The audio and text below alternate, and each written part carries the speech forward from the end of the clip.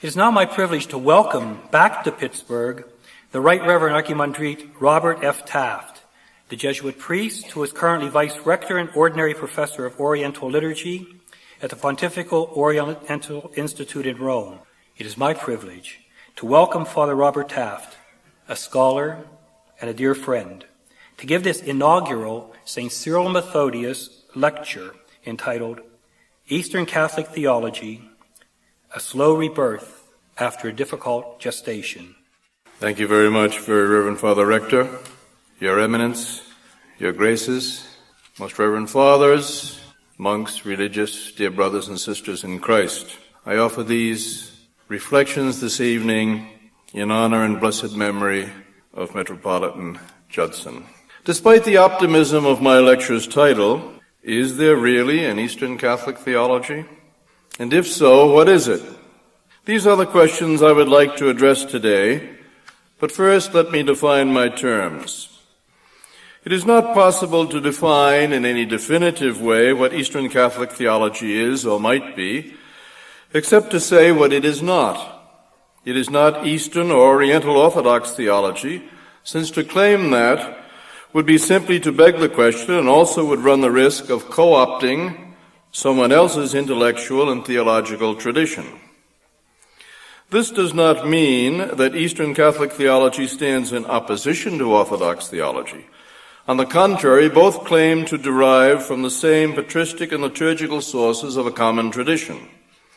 And besides, Eastern Catholics have been strongly influenced by modern Orthodox writers, an influence they unashamedly welcome and gratefully acknowledge. Secondly, Eastern Catholic theology is not Western Catholic theology, though it has obviously undergone strong Western Catholic influence, more so than has Orthodox theology, though Orthodox theology has also absorbed much from modern Western thought, even if it is reluctant to acknowledge it. Does that mean Eastern Catholic theology is any theology done by theologians who happen to be Eastern Catholics? Not at all. Just as the Orthodox reject Orthodox thinkers whom they judge too Western or too scholastic to be representative Orthodox theologians, the same is true of Eastern Catholic theology.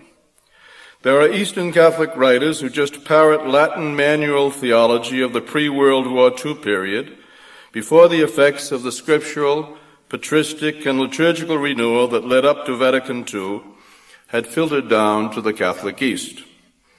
I would in no way call such writings Eastern Catholic theology. So perhaps it would be better to speak of Catholic Eastern theology, meaning by that a style of Catholic theological thinking in which Eastern is not an ecclesial or ethnic attribute of those doing this theology, but an epithet specifying the nature and quality of the theology itself. With regard to such categorizing, however, it is good to recall what the U.S. courts once said in rendering a decision concerning pornography. It is difficult to define it, but we all recognize it when we see it. That is true, I think, of Eastern Catholic theology. One cannot deny its similarities with Western Catholic theology and with Orthodox theology, from both of which far older, fuller, and richer theological traditions it obviously derives so much.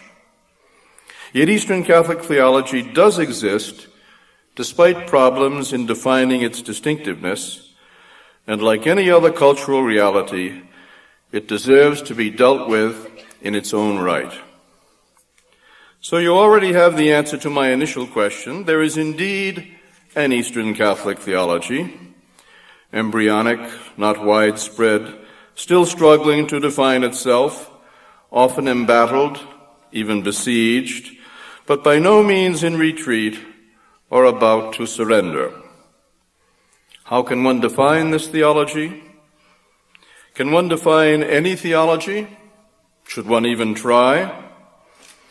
I would describe it as the theology of Catholic practitioners with a knowledge and love for the traditions of the Christian East, a Catholic theology that seeks to breathe with both lungs nourishing a sometimes anemic Catholic thought with oxygen from both sides of the East-West Christian divide.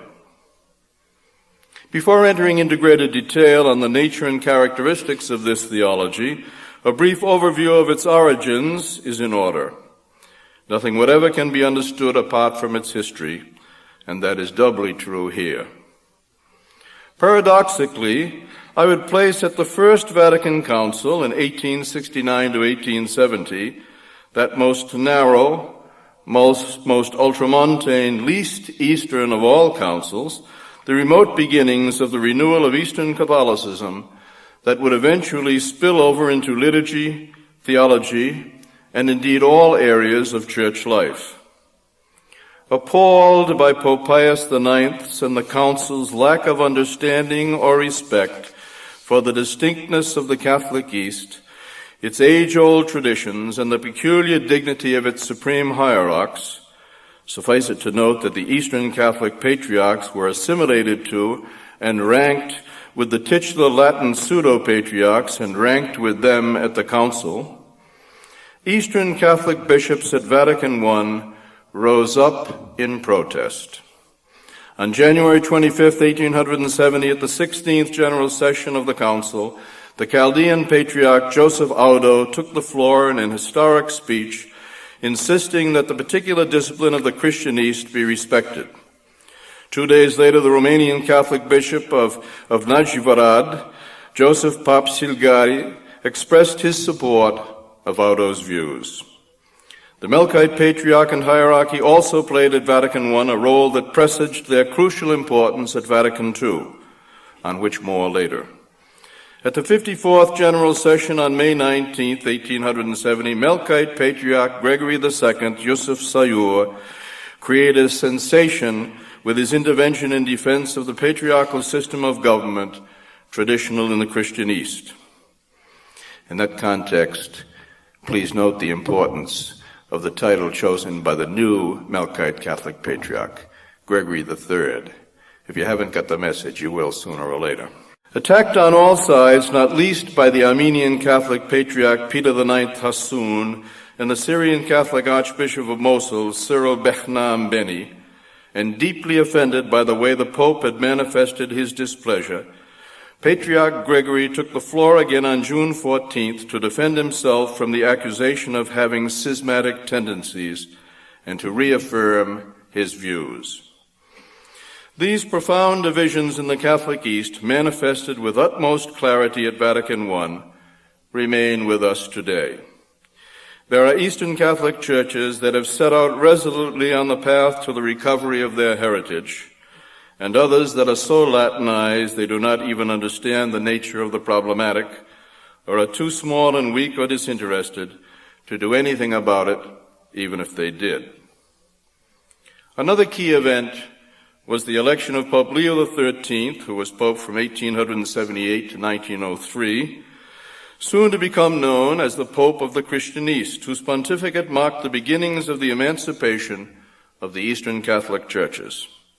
The story has been told and retold many times and does not need repeating here beyond a few highlights especially pertinent to our topic. The April 11, 1883 report of Vanutelli, the apostolic delegate at Constantinople and later cardinal, outlined Latin failures in dealing adequately with the East and insisted on the teaching in Catholic seminaries of special courses in Oriental theology, liturgy, and history. This, of course, implied the recognition of what some have been trying to say at Vatican I, that the East has a peculiar patrimony, even in theology, and is not just Western Catholicism in different vestments. Preparations for the 1893 Eucharistic Congress of Jerusalem brought things to a head, showing the weakness of the Catholic East confronted with the assault of Latin missionaries. Cardinal L'Ingenieur, Archbishop of Reims, was Pope Leo's cardinal legate for relations with the Eastern hierarchies in view of the upcoming Congress. His courageous and far-seeing report of July 2, 1893, informed the Pope in undisguised terms of the problems caused by the Latin assault on the East, and of the need for a radically new policy. Leo XIII took swift and decisive action. The encyclical Preclara Gratulationis of June 20th, 1894, was followed in the fall with frank discussions at the Vatican, during which the Eastern Catholic patriarchs could express their griefs freely, without the fear of reprisals that reigned under the repressive regime of Pius IX. Swiftly thereafter came the historic encyclical Orientalium Dignitas, dated November 30th, 1894, but promulgated on the following December 6th, the feast of St. Nicholas, so dear to the Byzantine East. This document has been called the Magna Carta of Eastern Catholicism. These may seem to be purely formal, constitutional matters, but they soon had their effect on the intellectual level that is our interest here. The work of the Assumptionists, the foundation in Germany of the still existing review Oriens Christianus, the celebrations surrounding the 15th centenary of the death of St. John Chrysostom in 1907, and the commemorative volume of still irreplaceable studies on the Eastern traditions, especially liturgy, published for the occasion. Then Benedict XV's foundation on the 1st of May 1917 of the Congregation for the Eastern Churches, and of the Pontifical Institute for Oriental Studies the following October 15th, would lead ultimately to a whole new status for the Catholic East, and more important for our theme, a new seriousness in the intellectual approach to its traditions. It is at this point that several key figures in our saga appear on the stage. The Benedictine Lambert Baudouin, 1873 to 1960, and his monks of the monastery of Armée-Cheftogne, founded in 1925, with their seminal periodical Irenikon, founded in 1926, then Cyril Korolevsky, 1878 to 1959, and Andrii Sheptytsky, 1865 to 1944. Let's take them one by one. Jean-François Joseph Charron, now better known by his adopted name Cyril Korolevsky, was born in Cannes, France on December 16, 1878, and died in Rome on April 19, 1959. What interests us especially here among Korolevsky's indefatigable work for the restoration of Eastern Catholicism and its liturgical traditions to their pristine integrity is his bombshell essay of 1924 entitled L'Uniatisme. In a way never done before, nor superseded since, this essay set the parameters of the problem and its solution in the most trenchant and convincing terms. It remains to this day the fundamental statement of the entire problematic of Eastern Catholicism.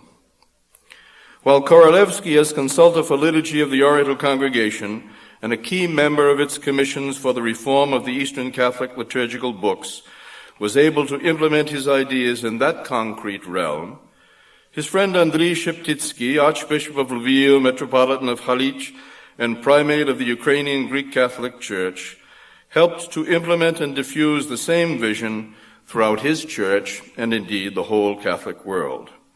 Again, not without opposition even at home among his fellow bishops. This collaboration of Korolevsky and Sheptytsky, carried out with the unflagging support of Eugene Cardinal Tisserand, Orientalist, defender of Eastern Catholicism, and one of the greatest prefects in the short history of the Vatican Oriental Congregation, is a story that deserves a treatise unto itself.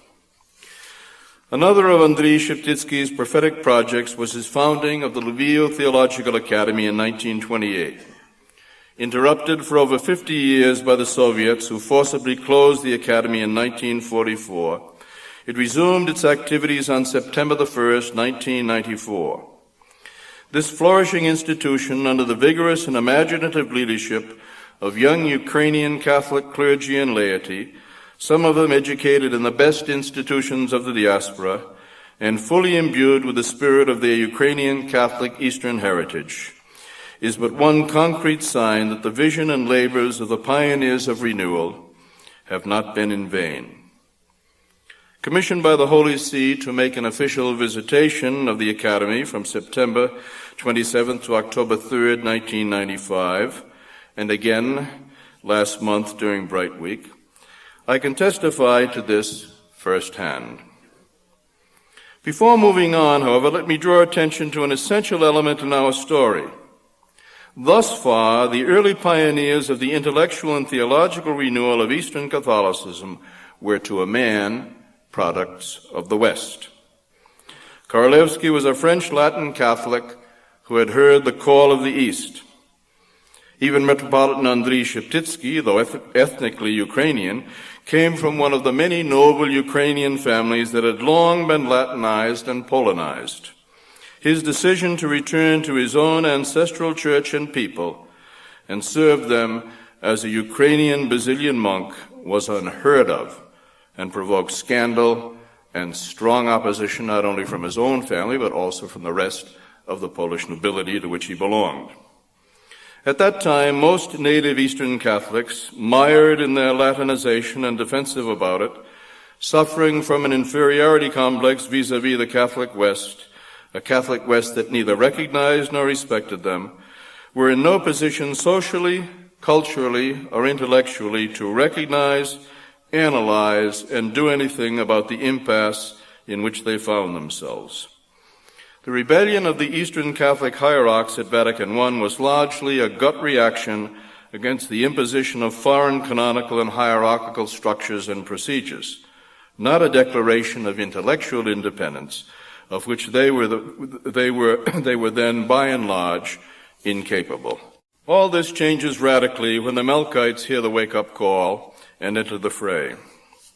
In the years immediately preceding Vatican II, early signs of an enormous shift in mentality can be observed among the more enlightened Melkite clergy, previously reputed to be highly Latinized. Here, too, we enter a realm deserving a doctoral dissertation in itself. Two names spring to mind as those who first drew my attention to this phenomenon. Archimandrite Orestes Karami, 1895 to 1983, and Patriarch Maximus IV Saich, 1878 to 1967. Maximus, of course, achieved instant worldwide recognition for himself and his Melkite Greek Catholic Church because of his interventions at Vatican II. But he had provided an unmistakable prelude of what was to come then in a talk given in Düsseldorf, Germany, on August 9, 1960. Like a shot heard round the world, this talk, swiftly translated into English, French, and Italian, received wide diffusion as the Catholic Church geared up for the opening of Vatican II, announced the year before by Pope John XXIII on January 25, 1959. The now-defunct Jubilee magazine published this talk in English in January of 1962, and the impact it had on me then is fresh in my mind still today. Karami, though not a bishop or council father, was another major source of Melkite Catholic thought at Vatican II. I had the privilege of knowing Karami personally. In long talks, this former Jesuit explained to me why he had felt obliged to leave in 1941 the order he obviously still loved. At that time, there was no real room in a Latin religious order for one who wished to remain fully faithful to his Eastern heritage. And Karami chose the higher loyalty, unlike so many others who are prepared to abandon the ecclesial heritage of their birth for the traditions of a religious congregation, an ecclesial reality far more limited and less important in every way. Karami's literary output was extremely slim, but his thought was extraordinarily visionary, and his influence great and lasting. This brings us to Vatican II in 1967. Then as now, 34 years later, it would be difficult to imagine a book of this title about the role played by any other Eastern Catholic Church at Vatican II. At that time, no other Eastern Catholic Church in communion with Rome had as yet played any significant Eastern leadership role in the wider Catholic Church. In the case of the Ukrainian and Romanian Greek Catholic churches, this was prevented by persecution. In the case of other churches, their insignificant numbers, the vagaries of their history, or the mediocrity of their leadership rendered any such corporate role unlikely. Though outstanding individual bishops from these churches, such as Ignatius Zaid, Maronite Archbishop of Beirut, and Isaac Gattas, Coptic Catholic Bishop of Luxor, Thebes, gave eloquent voice and in a fully Eastern spirit to the aspirations of these churches too. But if size, persecution, or other factors explain why other churches played no notable corporate role at Vatican II, this does not explain why the Melkite Church did. To what then can one attribute the remarkable essor of the Melkite Greek Catholic Church at the Second Vatican Council? In his preface to the 1967 French edition of the above-mentioned volume, The Melkite Greek Catholic Church at the Council, Patriarch Maximus IV attributes it first to the fact that the Catholic Melkites had never lost contact with their Orthodox roots, and thus never became closed in on themselves. This allowed them to discern what is essential or Catholic from what is contingent or purely Latin in Catholicism, enabling them at Vatican II to witness to a pensée complémentaire, another complementary way of seeing things, as Maximus himself said, in counterbalance to Latin Catholic unilateralism. Maximus IV also offers a second reason, the synodal cohesion of the Melkite hierarchy, at that time the Patriarch with 16 bishops and 4 general religious superiors, in its preconciliar discussions preparatory to Vatican II, and the consequent unity of its voice at the Council. We see this exemplary Eastern conciliarity from the start in the letter of August 29, 1959, accompanying the first Melkite response to the preparatory commission of the Council. I quote, "We have believed it more useful to give our proposals together, in common," end of quote. This was collegiality ante factum, long before the later work of the Council had made this ecclesiology common coin. With the advantages of hindsight, I would suggest 3 further qualities that facilitated Melkite leadership at Vatican II. First, education. Second, courageous, intelligent, innovative leadership. Third, imaginative and universal vision. None of these, of course, can be considered traditional clerical virtues. By training and tradition, the clergy are more inclined to conservatism, obedience, regularity, stability, the attributes of any social organization where too much imagination is a liability and routine is prized above initiative. First, education. Eastern Catholicism is often criticized, sometimes exaggeratedly, for its westernization, an accusation every honest person must admit that contains some truth. This westernization has brought with it obvious disadvantages, specifically a certain erosion of the Eastern heritage. But every coin has 2 sides, and contact with the West has also had decided advantages.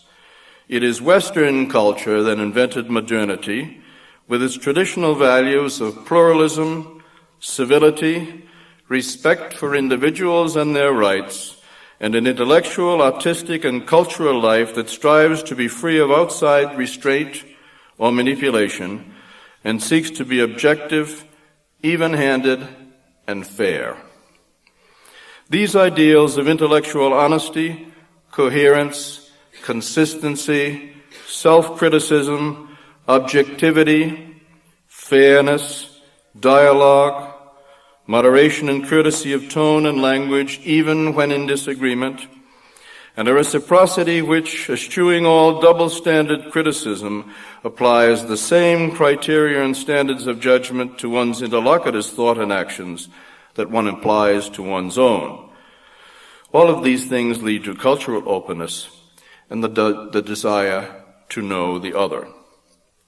So if a dose of the East can be good medicine for the West, something that the Catholic West has long accepted without demur, the West can also be good medicine indeed for the East.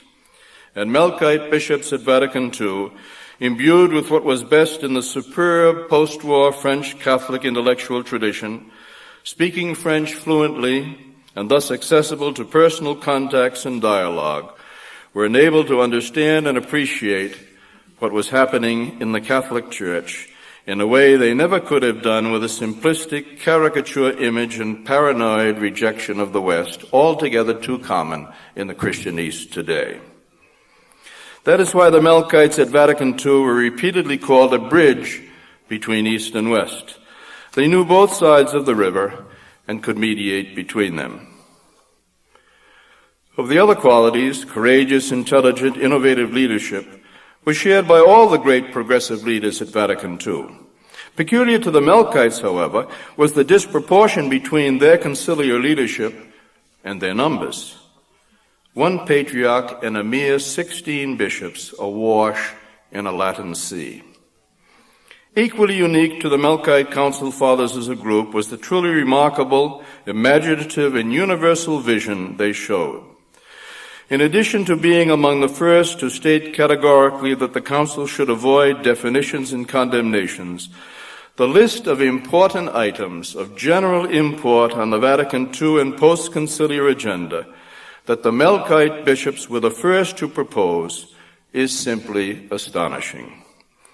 The vernacular Eucharistic celebration and communion under both species in the Latin liturgy, the permanent diaconate, the establishment of what ultimately became the Synod of Bishops held periodically in Rome, as well as the Secretariat, now Pontifical Council for Christian Unity, new attitudes and a less offensive ecumenical vocabulary for dealing with non-Catholic Christians, especially with the Orthodox churches, the recognition and acceptance of Eastern Catholic communities for what they are, churches, and not just different rites, an ecclesiology ultimately canonized by the Council documents concerning the Eastern Catholic churches.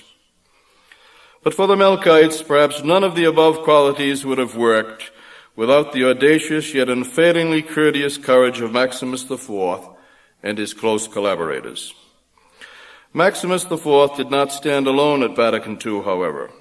He was the first to acknowledge the synodal, collegial nature of the Melkite enterprise, and other major Melkite council figures like Bishops Elias Zochby, Neophytus Edelby, Peter Madawa, and Archbishop Joseph Tawil also made the trenchant and eloquent voice of the East heard at Vatican II.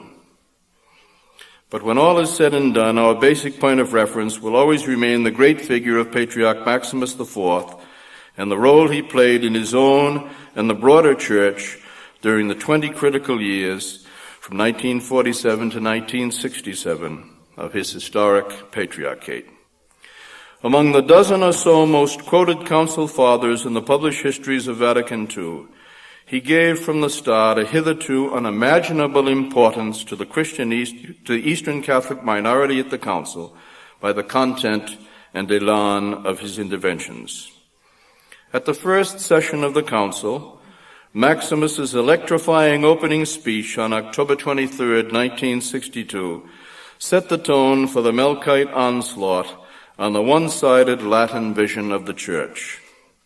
He refused to speak in Latin, the language of the Latin Church, but not, he insisted, of the whole Catholic Church, nor of his particular church. He refused to follow protocol and address their eminences, the cardinals, before their beatitudes, the Eastern Catholic patriarchs. For in his, and in any sane ecclesiology, patriarchs, the heads of local churches, did not take second place to cardinals, who are but second-rank dignitaries of one such communion, the Latin Church. He also urged the West to allow the vernacular in the liturgy, following the lead of the East, where, he said, every language is in effect liturgical. And he concluded, in true Eastern Christian synodal fashion, that the matter at any rate should be left up to the local churches to decide. All this in his very first intervention at the first session. No wonder numerous council fathers, overcoming their initial surprise, hastened to congratulate him for his speech. And no wonder it hit the news. That was a language even journalists, impervious to the tortuously endless periods of clericalese, could understand. Maximus spoke clearly, simply, directly, and he spoke not in Latin, but in French. Has post-conciliar Eastern Catholic thought lived up to its promise at Vatican II? Has any of us? Ideals always have a head start on reality. That is why we call them ideals, something not yet fully attained, that towards which we strive.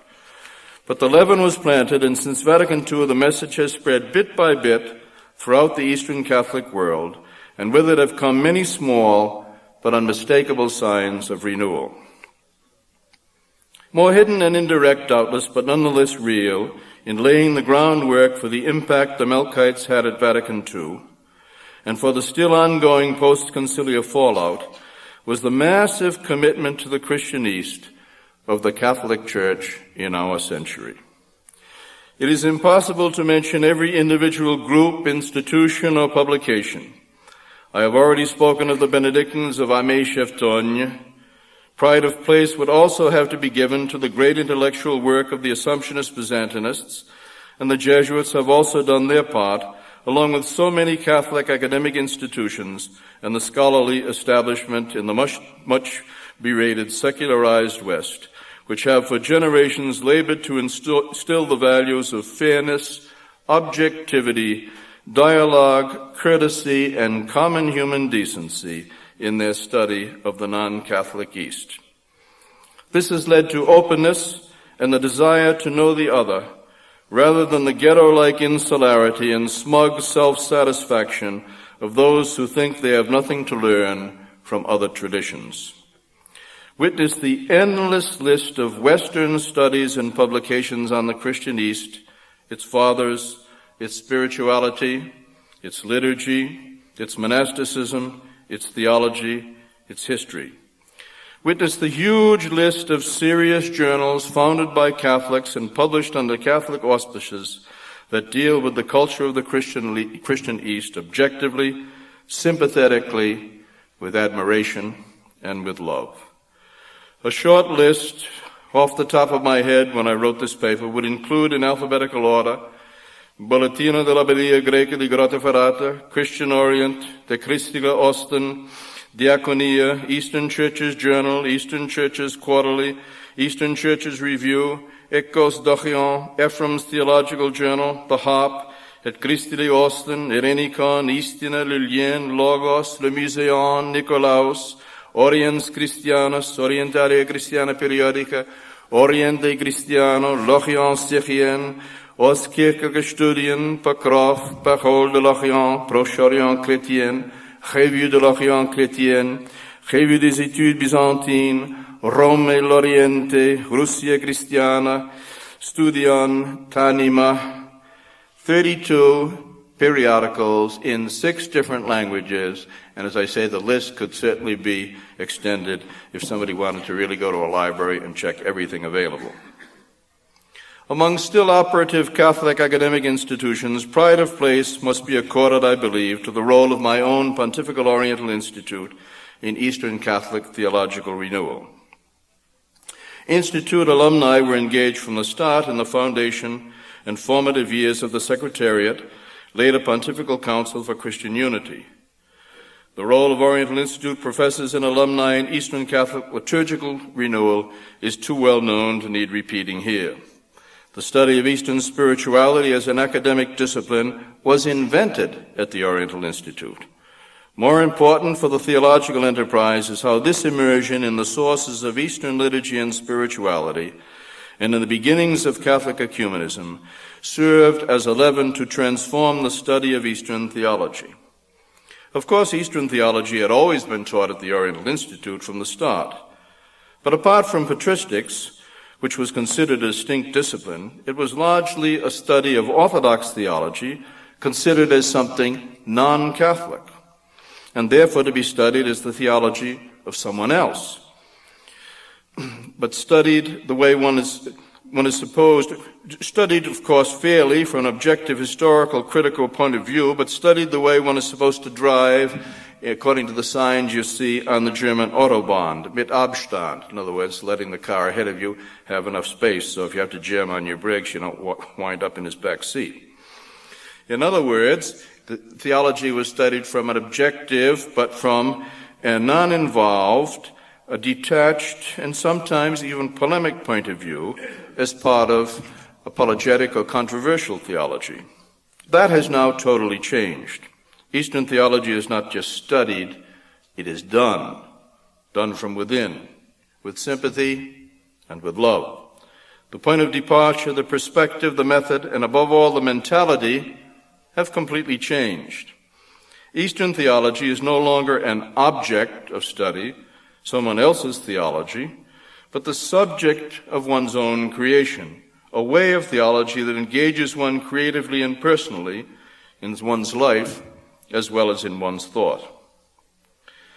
Lack of time forces me to pass over many other new academic institutions, the Sheptytsky Institute of Eastern Christian Studies in Ottawa, founded in 1990, the Centre Emmaus in Montreal, the Centre de Documentation de Recherche Arabe Chrétienne at the Jesuit University of Saint-Joseph in Beirut, the Maronite Catholic Church's Université Saint-Esprit de Catholique at Juni, north of Beirut in Lebanon, and at the Catholic University of Eichstätt in Germany, the Diocese of Eichstätt, under the vigorous leadership of its Bishop Walter Mixe, has founded the Collegium Orientale, an initiative one hopes that will lead to further developments in Eastern Catholic theological education at that university. The presence there of students from all the Eastern traditions, not just the Byzantine, leads directly to my next point, the characteristics of Eastern Catholic theology. Thus far, we have been speaking largely of the Byzantines, and legitimately so, because Eastern Catholic spiritual, liturgical, and theological renewal began largely with them. But Eastern Catholic theology is not just Byzantine Catholic theology. There has also been a remarkable renewal in the non-Byzantine Catholic Eastern traditions. This is a major point. By and large today, the only Orthodox theology worth the name is Byzantine Orthodox theology. The state to which the communities Adrian Fortescue once called the lesser Eastern churches have been reduced by persecution, or in the case of the Armenians, outright genocide, and by Islamic, Russian, then Soviet domination, has by and large precluded the development in modern times of any intellectually productive modern theological tradition. In no way do I mean to imply that these churches have no theology. They have, of course, their age-old traditional theology rooted in their liturgy, their synods, their fathers, their monasticism, their spirituality. In the case of the Syrians and Armenians, this theology is an astonishingly rich one. But the struggle for physical survival has, with some notable exceptions, largely precluded the serenity needed for modern scientific theological scholarship and speculation to build on and to develop this heritage. Secondly, Eastern Catholic theology is a theology in reaction. Karl Barth once said that the theologian must have the Bible in one hand and the daily newspaper in the other. What he meant was that any true existential theology exists at the intersection of God's eternal revelation and the evolving day-to-day realities of human history. So like any true theology, Eastern Catholic theology is a theology in reaction to the world's situation in which it finds itself. Traditionally, that situation has been one of enemies right and left. On one side, the praestantia ritus Latini, the superiority of the Latin rite of Benedict XIV's Constitution Etsi Pastoralis of 1742, apparently said without intended irony, in those days when ecclesiastical arrogance came combined with a healthier dose of ingenuousness than we would tolerate today. And on the other hand, we have the orthodox rejection and systematic calumniation of Uniatism, a status of rejection by both sides of the East-West divide that is the source of ongoing reflection. Very few besides the Catholics are doing this reflection, since the Crusades and Uniatism have rendered impossible for the Orthodox any objective history of their relation with the West. Third, Eastern Catholic theology is not made, but in the making. This characteristic derives directly from the situation just described. Eastern Catholic theology is a theology in via, a theology of Eastern Catholics in the process of recuperating and repossessing, with the help of both East and West, their ancestral tradition. Still tentative and unsure of itself, it is a theology largely without pretense. Like Anglo-Catholicism vis-à-vis Rome, Eastern Catholic theology keeps one eye over its shoulder at the other, the Orthodox. This distinguishes it radically from the self-satisfied isolationism so characteristic of certain strains in contemporary Orthodox theology, especially in Greece. I see this process as alive, exciting, dynamic, and full of hope. Fourth, Eastern Catholic theology is self-conscious. Like Orthodox theology, Eastern Catholic theology is self-conscious in ways the West, complacent in its size and strength, never needs to be. But it is not xenophobic or paranoid, unlike much in some other strains of Eastern theology. On the contrary, Eastern Catholic theology is open to the modern West, which it does not reject, and whose objectivity and fairness it embraces. Fifth, Eastern Catholic theology is open and unashamedly eclectic. Because of the Western influence, indeed dominance would not be too strong a term, it has long been subjected to. Eastern Catholic theology is also eclectic, that is to say borrowing, in ways that would be an abomination to most Orthodox thinkers.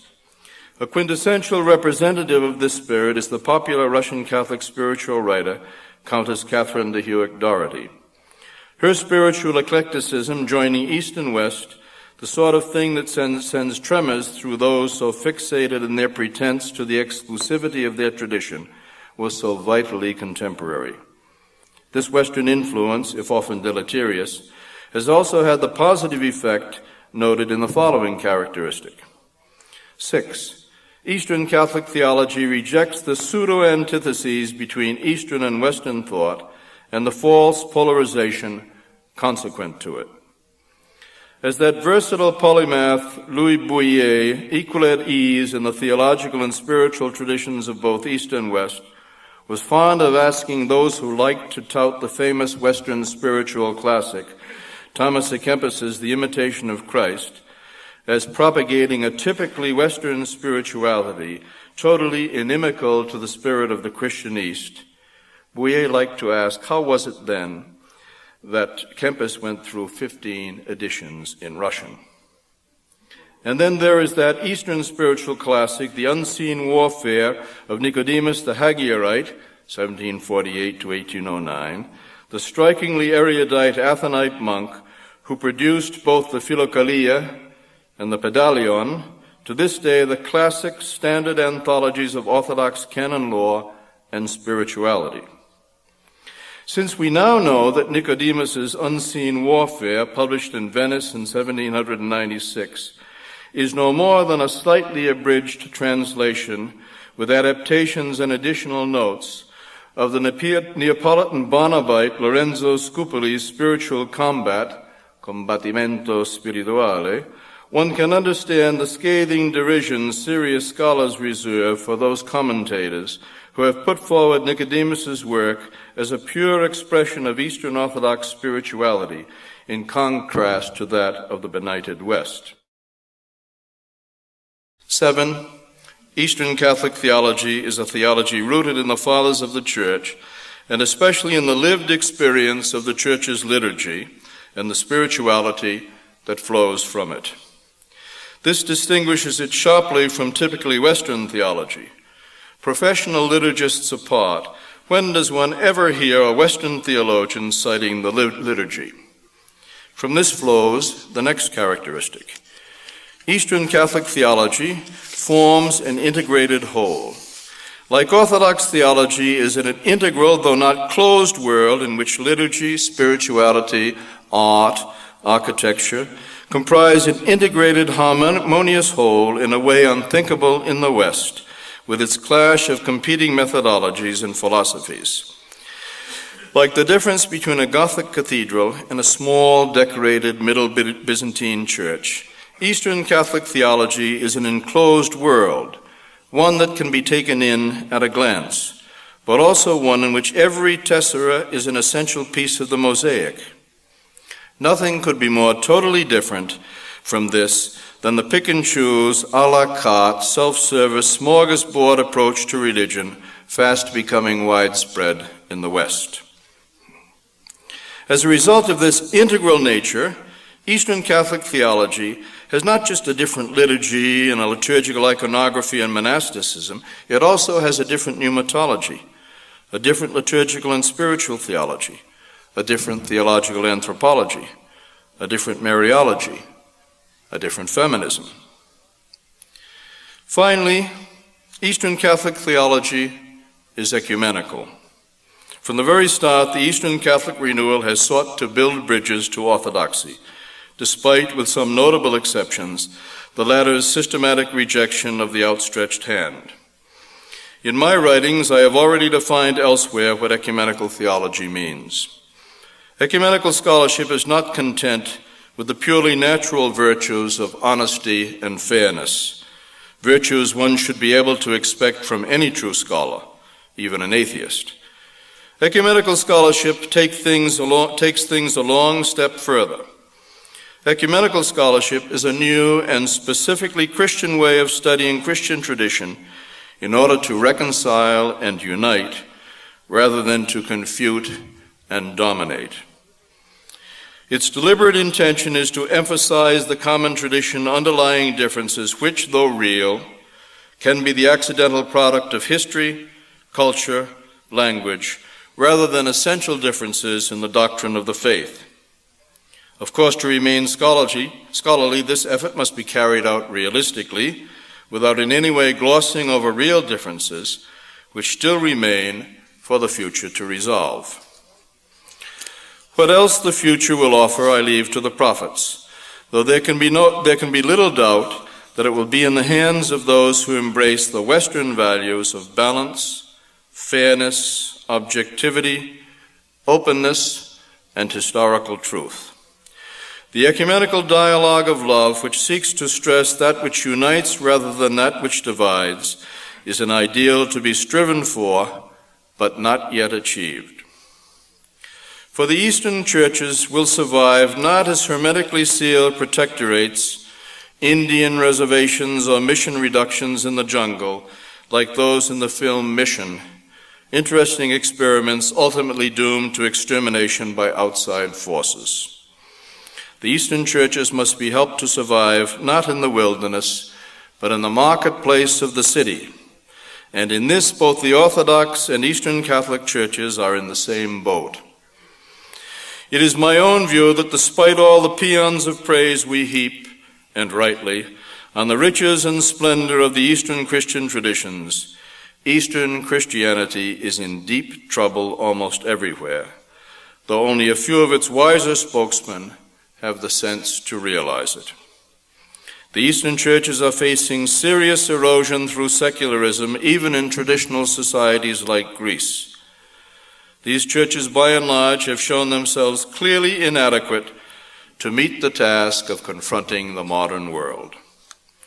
This situation is fraught with danger. The growing number of educated Eastern Christian clergy and laity, both Catholic and Orthodox, who are not and will not be spiritually satisfied with what they are getting from an inadequate leadership, is cause for alarm. The East has a reputation for transcendence and spirituality, but apart from monastic life, and then only in some monasteries, I think that reputation is largely undeserved. The lack of preaching, religious instruction, and pastoral care, the superficiality of religious practice, the widespread lack of interiority that one finds in many parts of the world are in fact appalling. That is perfectly clear to anyone who has read some of the young Orthodox activist priests in post-communist Russia, or diaspora writers like the late Alexander Schmemann, with a sense of objective reality and the capacity for self-criticism. Instead of the scapegoat approach, whatever is wrong must be somebody else's fault since we never do anything wrong, that is pervasive among the more conservative and fundamentalist clergy and laity. It is my own personal view that Eastern Christianity finds itself in a profound crisis from which it has not yet found the means to extricate itself, and even more preoccupying is the refusal of so many to recognize this situation, or their attempts to distract attention from it by lashing out with a chauvinistic xenophobia, altogether too traditional in Russian, Greek, or Balkan history, against enemies real or imagined, who are presumed culpable for whatever is wrong. Eastern Christianity has not yet learned to face modernity, a lesson learned in the West only with great pain and many failures. But in addition to the failures, important lessons have been learned, important values acquired, hopefully with some permanence. Despite fearful reactions and attempts to turn back the clock by those without the intellectual equipment to face and process change, efforts which surely will not succeed. Since Vatican II, Catholics have succeeded in facing the modern world, and for the most part they have done so, I believe, with courage, honesty, integrity, and imagination. That the Eastern churches are beginning only now to face the problems of modernity is the fault of the circumstances in which these churches have been forced to live, either in minority confessions in an at best tolerant Islamic world, or for the past 3 generations or more under communist persecution. It would be wrong, however, to think that Eastern Christianity does not have within itself the spiritual means to cope with modernity. We see this in Eastern liturgy, and liturgy is simply the mirror to Eastern Christianity's inner world, which shows that the churches have preserved from the storehouse of its past elements that are not only desperately needed, but also of great appeal to modern men and women. An attachment and profound rootedness in what is best in its own past, a deeply reverential spirit, a sense of the utter transcendence and holiness of God, a high Christology, the only truly integral and effective pneumatology in Christian history, an emphasis on the local church, and the consequent synodal or subordinal structure of church koinonia and governance. But the East also needs the more typically Western virtues of flexibility, the ability to cope with change as a law of our modern culture, objectivity, openness, fairness, self-criticism, and a sense of the unity of modern global culture in which no one is or can remain an island. If Christianity is to survive as a viable lifestyle attractive to modern men and women, it will not be as an obscurantist, anti-intellectual culture of folklore and ritualism sustained by the rejection of modernity and change. The choice is there for those able to make it.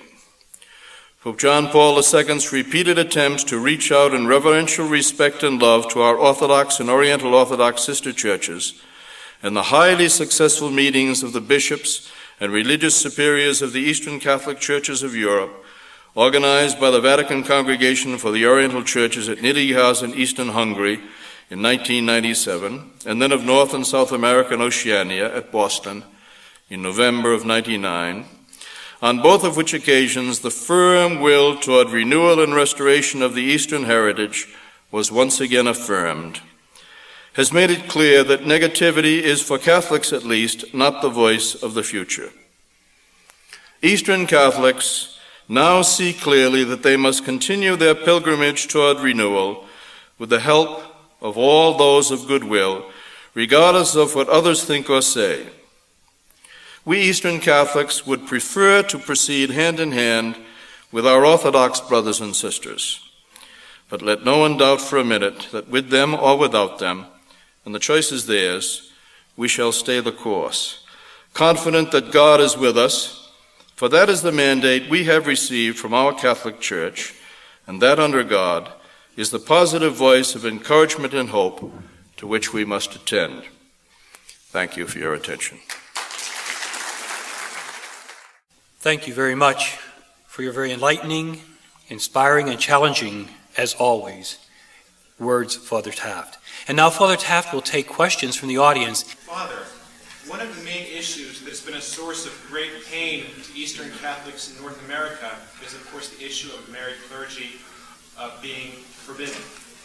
Do you see any progress on this front in the near future? When our new Ukrainian Catholic Metropolitan in Philadelphia, Stefan Soroka, was asked by Rome before he was appointed whether he intended to ordain married men, he said yes, and he still got appointed. 15 years ago, he wouldn't have been appointed. They would have picked somebody else.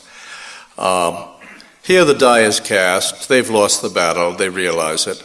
The present Holy Father is, as everyone knows who owns a television set, is not well at all. He's old and he's ill, and so things have slowed down very much. And so I do not expect any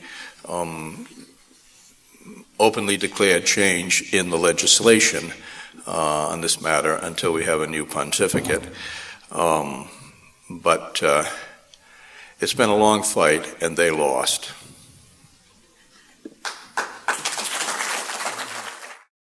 The article that when Archbishop, I don't know how to pronounce his name, Vsevolod talked to the Byzantines in Boston the other year. Yeah, Vsevolod, yeah. He commented that the head of the Rite, the Eastern Rite, is not an Eastern person. Yeah. Cardinal. It is at present. It was formerly Cardinal Achilles Silvestrini, who was at the Boston meeting, but at present it's Ignace Musa Daoud, the former Syrian Catholic Patriarch of Antioch. So at present it is an Easterner. But, well, I'm not sure you should be glad to hear it, because in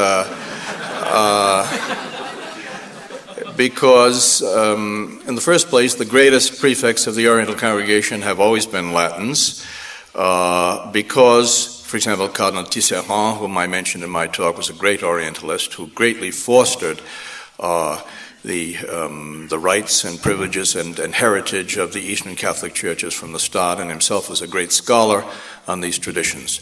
Very often, a Latin cardinal, if he is sympathetic to the Eastern Catholic churches, is sort of above the fray, so to speak, whereas an Eastern Catholic bishop, even patriarch, can often be a little better than a tribal chieftain, you see.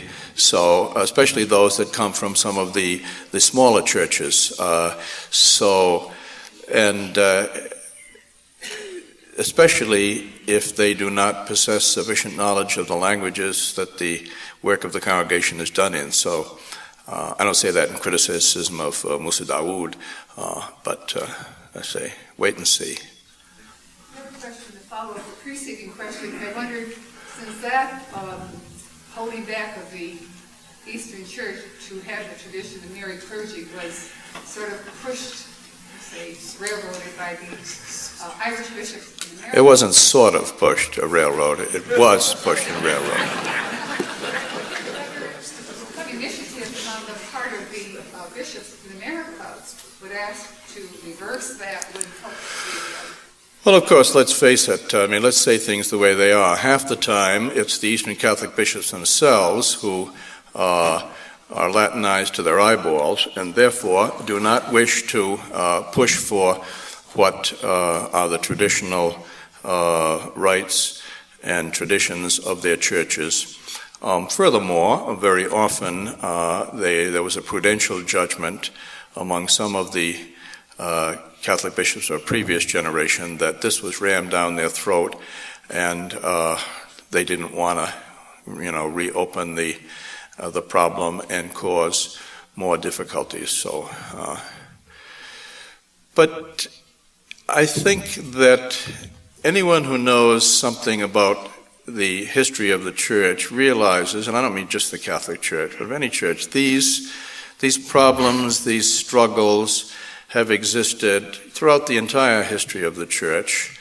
And, very often one attributes these things exclusively to Rome, but that's a lot of nonsense. I mean, for example, when Russia at the beginning of the 19th century took over, incorporated Georgia into the Russian Empire. The Georgian Orthodox Church was suppressed. The Catholicosate, which had existed for 500 years before anybody ever heard of Vladimir or Rus or Kiev or anything else, the baptism of Rus, imposed a Russian metropolitan on the Georgian Church and Church Slavonic in the liturgy. That's in 1811. So you want ecclesiastical imperialism? I'll give you a list as long as your arm from the east too, you see. So the notion that it's only the Latin Church that has done this kind of stuff is simply the line of those who are totally ignorant of history. This is the kind of thing that unfortunately has been engaged in by churches throughout their history right up until modern times. It's sheer romanticism to think that our contemporary vision of human rights and equality is something that stretches back to the gospel. That's a lot of baloney. These are modern acquisitions in social and political life as a result of basically the democratic movements of the most recent times, basically 20th, 21st century, you see. In the past, the basic rule was that whoever was in charge of the territory, in other words, king, emperor, whatever, rammed his religion down the throat of everybody else. And this was true in East as well as West. In history, most people look upon the Protestant Reformation as some great blow for religious freedom against the religious domination of Rome. That's absolute nonsense. The only reason that northern and eastern Germany is Protestant and southern Germany is Catholic is because in northern and eastern Germany, the princes went over to Protestantism and everybody went over with them whether they liked it or not. Same thing is true of Anglicanism in England. Does anybody think that Henry VIII took a plebiscite to ask the people in England whether they wanted to separate from Rome? Read some history, you see. Father. Your topic was theology, but I'd like to shift the point of view just a bit to catechesis. Mm-hmm. And as a director of catechesis for my eparchy, I know sometimes we struggle with catechesis in terms of the catechism of the Catholic Church.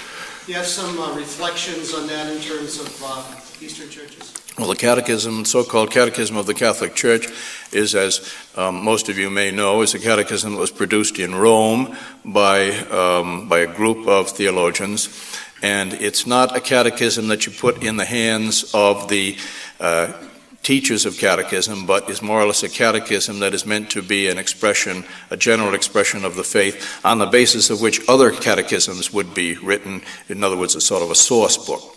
I think it's a fine book. Needless to say, it is largely from a Western perspective.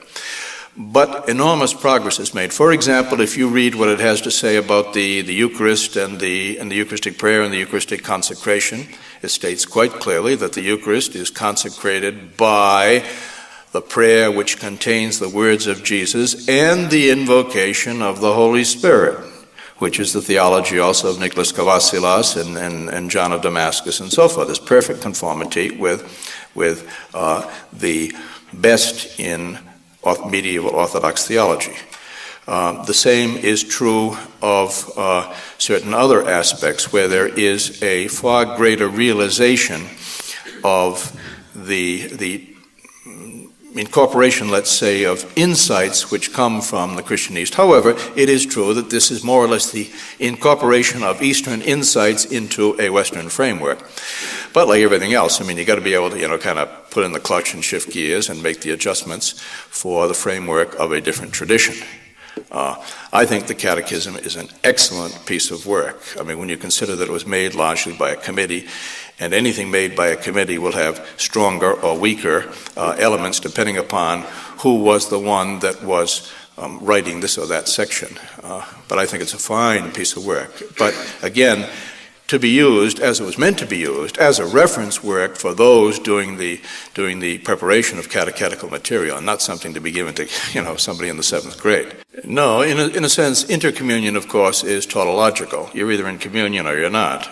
Intercommunion is really, therefore, not a good way to express it theologically. the position of both the Catholic churches of the Catholic Communion and the churches of the Orthodox Communion are that sacramental communion, participation in the Holy Mysteries, is the fullest expression indeed of existing communion, not only communion of faith, but also communion of unity under the same hierarchy of bishops. So from a certain point of view, the inability, as Bishop Callistus Ware has often emphasized, the inability to receive communion together is something that stimulates us to work harder in the dialogue of love and the dialogue of theology to work towards this full communion. At the other extreme, you have the modern approach, especially in this country, which has almost made a virtue of superficiality, where people think that the only requirement to receive the Eucharist is the ability to open your mouth. That's the other extreme. In between those two extremes, we have to realize, once again, for those who know history, that the real hardening of the division between the Catholic Church and the Orthodox churches occurred only at the end of the 17th, the beginning of the 18th century. Right up through that period, in Greece itself, the most hard Orthodox church today, I'm talking about the Greeks within Greece, in Hellas, I'm not talking about the Patriarchate of Constantinople, which is quite different in its attitudes. In Greece itself, Greek Orthodox bishops invited Jesuit missionaries in the sense of going around and preaching, I don't mean missionaries in the sense of, converting people, to give courses of homilies, what they used to call missions in the old days, and to hear the confessions, in other words, to preach to their people, their Orthodox people, and to hear their confessions.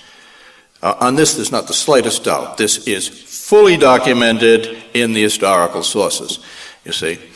So the real hard and fast sacramental division between the Catholic churches and the Orthodox churches occurred much later than people think. For example, in the Balkans, it was the most common thing in the world for the Orthodox bishops to ordain the Latin priests, because under the Turks in the area there were no Latin bishops, right up through the end of the Middle Ages, you see. So, even in the actual practice of the Catholic and Orthodox churches, there are examples of a policy that an economical view, in the Eastern sense of economy, allowed. When I was a missionary in the Middle East in the 1950s, myself I taught in the Kulliyat Baghdad, a school we ran in Baghdad, Iraq, and it was the most common thing in the world for our Orthodox students to, if they wanted, to come to communion at liturgies, and nobody told them it was up to their own conscience. So this has been a far more permeable membrane than the canonical legislation would lead one to think. Furthermore, it is common throughout the world today for people who don't have a priest available to request sacraments in cases of emergency, like anointing of the sick and confession before and communion in danger of death, from the sacred ministers of either communion. This is, I say, especially common in the Middle East, where these communities have lived intertwined for so long. But basically, you see, what we should do is determined not by what we think when we get up in the morning and are taking our shower, but what the authorities of our church tell us to do, regardless of what our own personal opinion might be as to a situation that might be better from our point of view. Yes, sister? I don't know if I heard you correctly, but if I did, I'm intrigued with your listing of that our church has its own, not only theology, spirituality, liturgy. You also said it has a different feminism. Right. Would you comment on that? Well, if you take Eastern theology of the Mother of God, which does not isolate the Mother of God out from out from her divine Son, as the Westerners tend to do. In Western theology, there's not sufficient realization of the fact that the privileges and teachings of Mary are not doctrines about Mary, they're teachings about Jesus Christ. Mary was sinless. Mary's conception of Jesus was in virginity, not because it's saying something about women or about Mary and so forth, but because it's saying something about the fact that Jesus Christ is the eternal Son of God. These aren't privileges of Mary, nor is Mary the image and model only for women. Mary is the image and model for everyone. Therefore, this shows that women and men in the teaching of the Church are on the same footing, the same level. Just as Jesus is a model for men and women, so is Mary a model for men, just as for women. To take Mary and make her a model of chastity or of motherhood or of virginity is not to exalt her role, but it's just stupid reductionism. Mary is the model of everybody, not just of women, you see. I think that helps to overcome the separation in spiritualities between men and women, in which women have Mary held up to them as the model of what they're supposed to be. Mary's the model of what everybody's supposed to be, because Mary is the mother of the Church and the image of the Church. The one, just as Mary brought Christ to the world, the Church brings Christ to the world, and everybody who's baptized brings Christ to the world.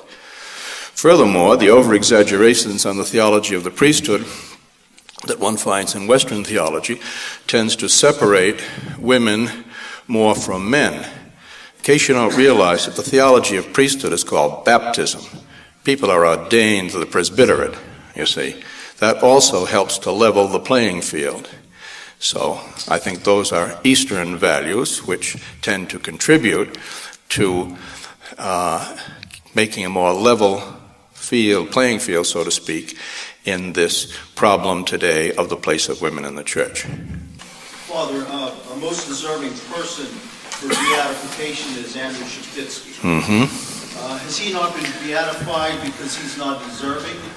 Because his sainthood would be a thorn in the side to Vatican Orthodox so-called peace? Or must we wait for a new pope? Nothing I like better than a loaded question.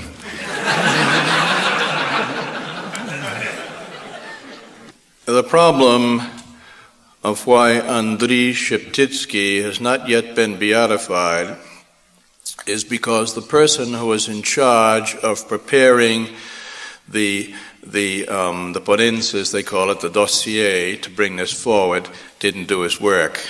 Andriy Sheptitsky certainly is deserving of beatification and will be beatified, and is not being beatified now during the Pope's visit to Ukraine towards the last week of June, because the preparation of the beatifications were a rush job.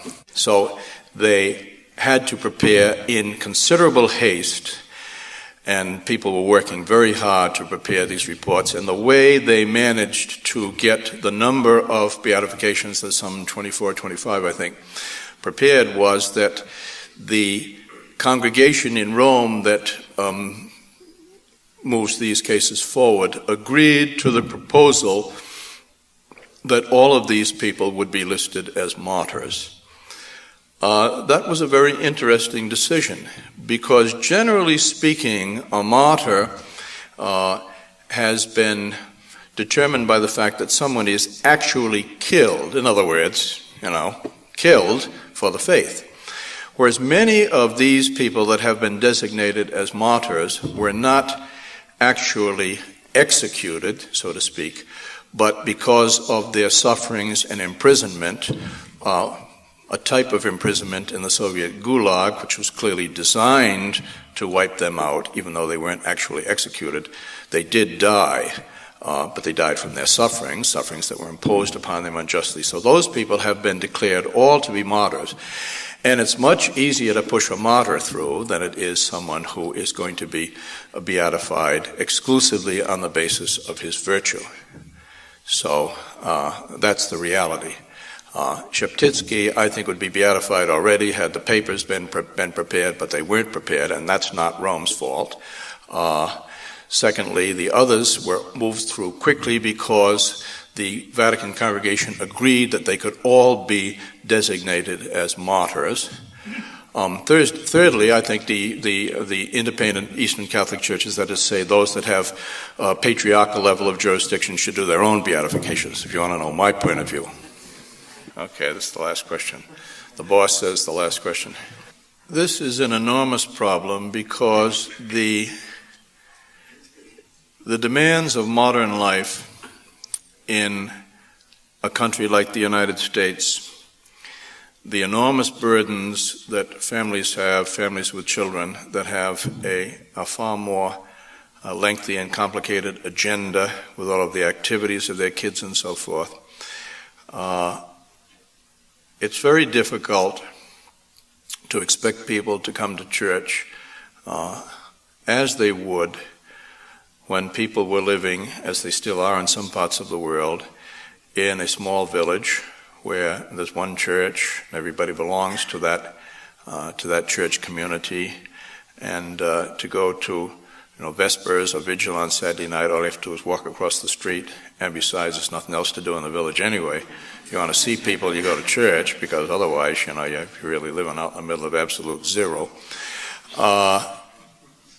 This breaks down even in more traditional countries when roads get pushed through and people get automobiles and they can go into town for the movies or this or that and the other thing. So, first place, I think we ought to thank God people are coming to church at all. And you start off using what exists and then trying to expand it. In other words, you don't get up and yell at people for what they're doing. The people that get yelled at in church are the ones that are sitting there. The other ones are the ones that need to be yelled at. So you're dealing with pastoral problems, which I've lived for the past 36 years outside the United States. I'm obviously not the one to address the problems of a society and culture in which I no longer live. But if the clergy would do a bit more reflection in common on these problems, perhaps certain solutions could be found. I have a friend, for example, who's a pastor on Long Island in a Latin parish, and he has introduced morning prayer before the daily single Eucharistic liturgy, which is at 9 o'clock in the morning, Monday through Friday. And he gets a fair number of people. Then during Lent, he has Vespers on certain days. The people you're going to get, usually in American society, are going to be the retirees who don't have anything else to do anyway, and have the time and can do it. To expect other people to be able to do it, when one kid's got to go to hockey practice and somebody else has got piano lessons and somebody else needs to be rushed to the hospital because they just swallowed their trombone. You have to be realistic. We have to help people where they're at and not lay trips on them that they simply can't bear. However, I think that there should be model instances open to people. For example, monastic communities should do the divine praises as they should be done, and people should be able to go and visit these churches, these monastic chapels on occasion, and participate in the services. The cathedral church, for example, would be, or some church in the center of a city where the people could participate, if they happen to be in town, in services and so forth. Sort of a model of what the church in its fullness could be and can't be offered in every local community. And there's all kinds of ways with a little bit of imagination that at least some of this problem could be solved. But it's a problem that's faced by everyone. Off in Armenia and in northern Iraq and the footlands of Kurdistan and so forth, you've still got little villages where, there's morning praise and evensong in church every single day and a liturgy on Sundays and feast days, and everybody goes because they got nothing else to do. There's no movie theater, there's not even a decent bar room in any of these places, so what else do? You either sit at home and talk to your wife or you go to church where you can meet everybody else. That's not the way we live in the United States anymore, in any of the Western countries. And these are socio-cultural realities that have to be addressed, and solutions have to be found. But I don't pretend that I got the solution. Thank you. Thank you once again, Father Taft, for your willingness to come here during the school year to share your time with us and all of your thoughts. We all go home much richer for it.